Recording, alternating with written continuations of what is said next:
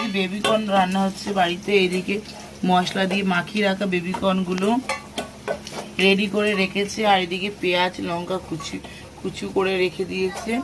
এদিকে ভাজা হচ্ছে, বেবিকর্নগুলোকে ফ্রাই করে নিচ্ছে, দিয়ে এখন রান্না হবে।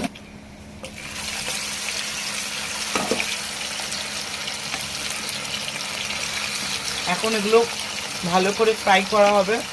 এটা রান্না করছে হচ্ছে বোন, আজকে সন্ধ্যেবেলায় আমার ছোটো বোন রান্না করছে।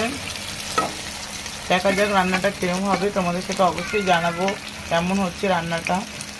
এই দেখো সব কিছু ভাজা কমপ্লিট হয়ে গেছে, আর আমার বোন এইদিকে এগুলো ভাজতে গিয়ে আমার বোন দৌড়াদৌড়ি করছে। এই দেখো এরকম দৌড়াদৌড়ি হচ্ছে। এখন এই যে পেঁয়াজটা দিয়ে এখনো ভালো করে ভাজা হবে।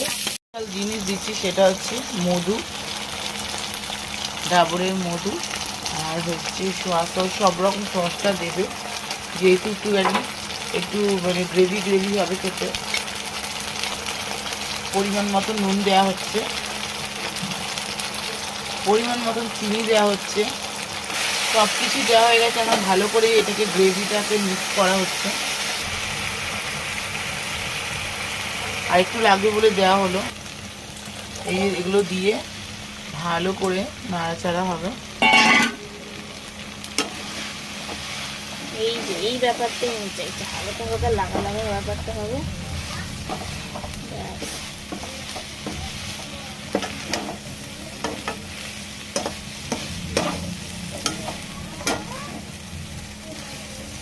হালকা হালকা গ্রেভি মানে জাস্ট একটু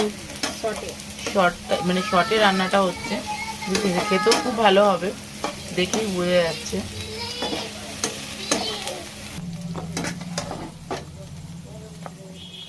তো দেখো শেষমেশ কিন্তু পুরো রেডি হয়ে গেল। এটা শুধু আমাদের খেতেই বাকি। তো এখন বোন একটা প্লেটের মধ্যে ভালো করে সাজানো হবে। এটা দেখো ফাইনালি রেডি হয়ে গেছে। তো একটু খেয়ে বলছি কেমন হয়েছে। এই যে খাচ্ছি, দারুণ দারুণ হয়তো।